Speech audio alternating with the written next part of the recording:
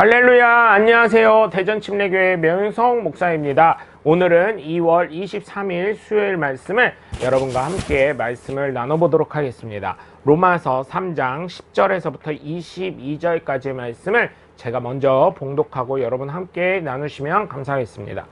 기록된 바 의인은 하나도 없나니 하나도 없으며 깨닫는 자도 없고 하나님을 찾는 자도 없고 다 치우쳐 함께 무익하게 되고 선을 행하는 자는 없나니 하나도 없도다. 그들의 목구멍은 열린 무덤이요 그 혀로는 속임을 일삼으며 그 입술에는 독사의 독이 있고 그 입에는 저주와 악독이 가득하고 그 발은 피 흘리는 데에 빠른지라. 파멸과 고생이 그 길에 있어 평강의 길을 알지 못하였고 그들의 눈앞에 하나님을 두려움이 없느니라 함과 같으니라.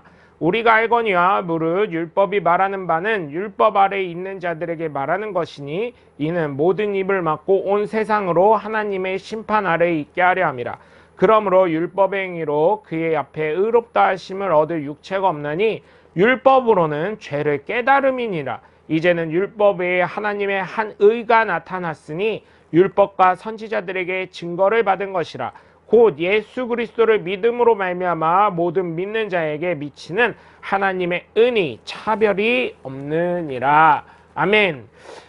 할렐루야. 사도 바울은 많은 교회에 편지를 작성하여 보내며 그들을 꾸짖기도 하고 칭찬하기도 하고 격려하기도 하였습니다.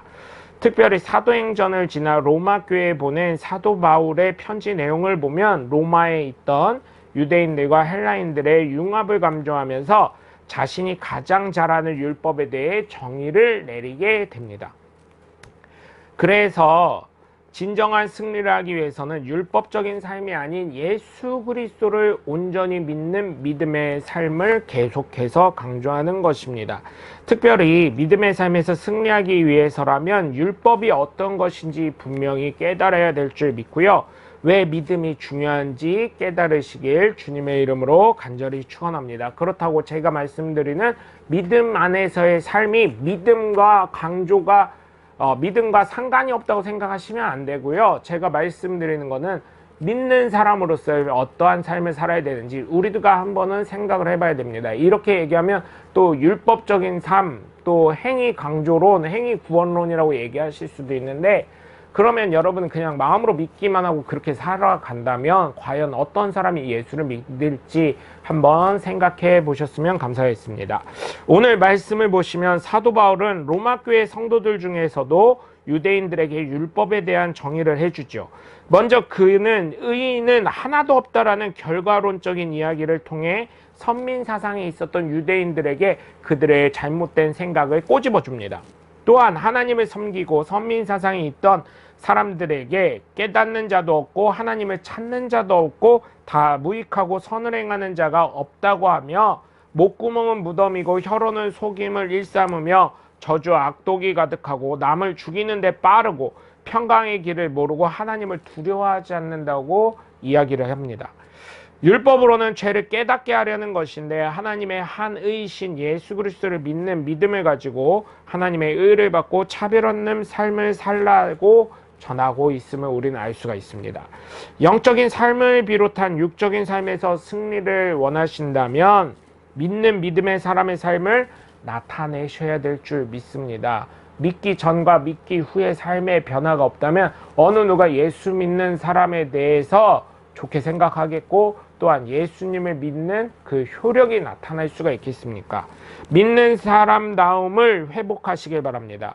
영과 육은 분리할 수가 없지요. 그래서 하나님을 기쁘시게 하며 사람들에게도 칭찬받으시라고 로마서 14장 18절에는 나와 있는 것입니다. 그러니 육적인 삶에서도 바른 삶을 살아가시고 믿는 믿음의 사람으로서 바른 삶을 나타내어서 율법을 완성하신 하나님의 자녀로 온전히 회복되셔서 성령께서 인도하신 대로 순종하면서 오늘도 승리하시는 하나님의 복된 자녀들 되시길 주 예수 그리스도의 이름으로 간절히 축원합니다. 오늘 나의 생각은 1번 율법의 특징을 생각한다면 어떤 것이 있다고 생각하시나요? 율법의 특징이 무엇인지 분명히 앞에서 사도 바울은 정의를 내리고 있죠. 그렇기 때문에 여러분 율법의 특징이 무엇인지 여러분이 생각하는 율법과 사도 바울이 정의를 내린 성경에서의 율법에 대한 정의의 차이가 무엇인지 한번 생각해 보셨으면 감사하겠습니다. 2번, 왜 율법주의자들에게는 하나님의 심판 아래에 있게 된다고 생각하시는지 한번 생각해 보셨으면 감사하겠습니다. 3번, 사도 바울이 로마서에 왜 그렇게 율법에 대해서 강조를 했는지 한번 생각해 보시고 여러분 함께 말씀을 나눠보시는 귀한 하루 되시면 감사하겠습니다. 오늘도 주 안에서 승리하시길 바라며 오늘도 항상 하나님이 주신 능력 가운데 살아가시길 주 예수 그리스도의 이름으로 간절히 축원합니다. 감사합니다. 샬롬.